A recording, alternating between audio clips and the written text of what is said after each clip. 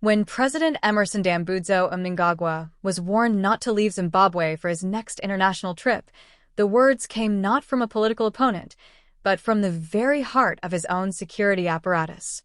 According to Majaira Jairosi, a respected political commentator, the Central Intelligence Organization, CIO, boss Fulton Mangwanya has sounded an urgent alarm that Mnangagwa's planned trip to Brazil for the COP30 Summit could be more dangerous than anyone imagines.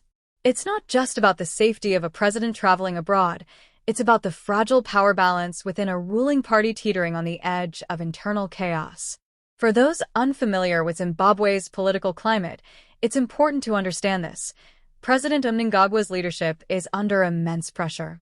His relationship with Vice President Constantino Chiwenga has grown increasingly strained, and the corridors of power in Harare have become filled with whispers of mistrust, ambition, and fear.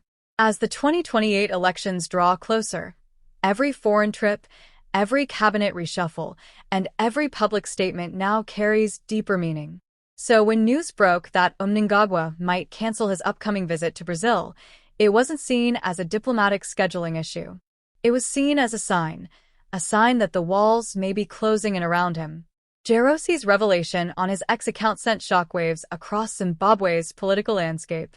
He claimed that CIO chief Fulton Mangwanya personally warned the president against traveling, citing the volatile political atmosphere back home. The message was clear. While the president is abroad, the situation on the ground could spiral out of control. This warning, if true, speaks volumes about the current level of distrust inside Zanu PF, Zimbabwe's ruling party. It suggests that even those charged with protecting the president are no longer sure of who truly controls the levers of power when Mnangagwa steps out of the country. And that uncertainty is fueling speculation that the struggle between Mnangagwa and Chiwenga is no longer just political, it's personal and possibly existential. Majaira Jairosi didn't stop there. He reminded his followers that on every previous international visit, Mnangagwa has always left behind what he called a parallel system, an alternate structure of control designed to manage affairs in his absence. A shadow network of loyalists, perhaps tasked with ensuring that no one takes advantage of his absence. The very existence of such a system tells you everything about the paranoia now surrounding the presidency. But this time, things appear different. Jairosi suggested that the warning from Fulton Mangwanya was particularly serious, a signal that even the intelligence services sense that something dangerous could unfold if Mnangagwa leaves the country now.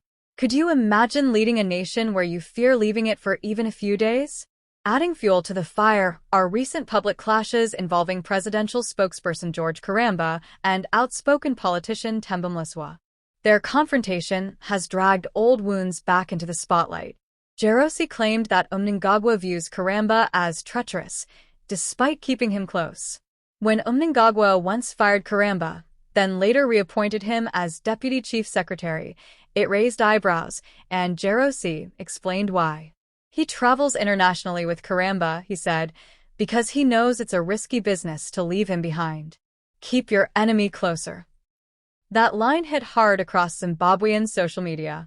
It painted a picture of a president surrounded by people he doesn't trust, forced to carry potential enemies with him wherever he goes.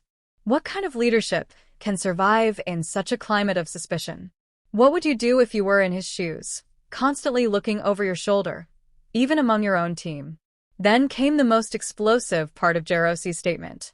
He described Vice President Constantino Chiwenga as 1150 kV live wire, a metaphor so vivid it instantly trended online. Chiwenga, a former military commander who played a central role in bringing Mnangagwa to power during the 2017 coup against Robert Mugabe, has long been seen as the most dangerous rival inside Zanu PF. Once allies, the two men now stand on opposite sides of a widening chasm. Jairosi went on to reveal that Mnangagwa has reportedly called an emergency meeting at his Borrowdale residence, following Chiwenga's moving speech at the party's Mutare conference, a speech that, according to insiders, may have subtly challenged the president's authority. That same weekend, a powerful faction known as the Midlands Cabal was said to be gathering in Kwekwe to discuss the same issue, the controversial Resolution 1, which is believed to touch directly on Mnangagwa's future and power. The optics are clear. Factions are forming, alliances are shifting, and the president's grip is being tested like never before. Some call it politics as usual. Others call it the prelude to something much darker. The mention of a 1150 kV live wire has taken on almost symbolic meaning. It describes Chiwenga not just as powerful, but as dangerously charged, someone whose next move could electrify or destroy everything around him.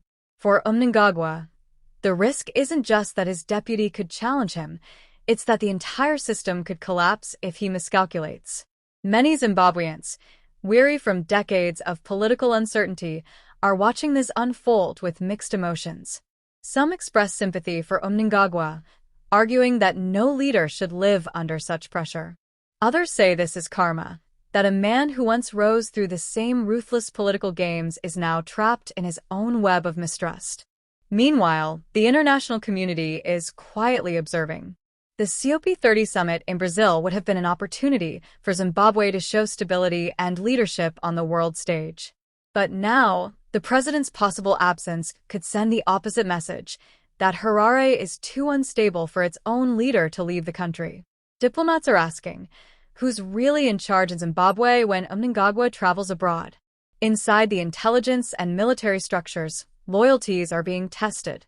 Fulton Mangwanya's alleged warning might not just be about safety, it could be a coded message about shifting power dynamics. When the security services start advising the head of state to stay home, it usually means they fear something deeper. The symbolism is chilling. The president's jet may be ready, but the runway of trust beneath him is crumbling. Mnangagwa must now choose between projecting strength abroad or ensuring survival at home. For ordinary Zimbabweans, this is not just palace intrigue. It's a reflection of how fragile their democracy has become. Could Zimbabwe be heading toward another silent coup? Could the general who helped make a president in 2017 be preparing to unmake him in 2025? Or is this just a rumor designed to test who is loyal and who is not? If you've followed Zimbabwe's political journey, you know this story is more than just headlines. It's a test of loyalty, leadership, and legacy. So, what do you think? Was the CIO boss right to warn the president not to travel? Or is this just another chapter in the long saga of Zimbabwe's political paranoia? Let us know your thoughts in the comments below. Don't forget to like this video if you believe the truth deserves to be told, and subscribe for more deep, untold stories from across Africa.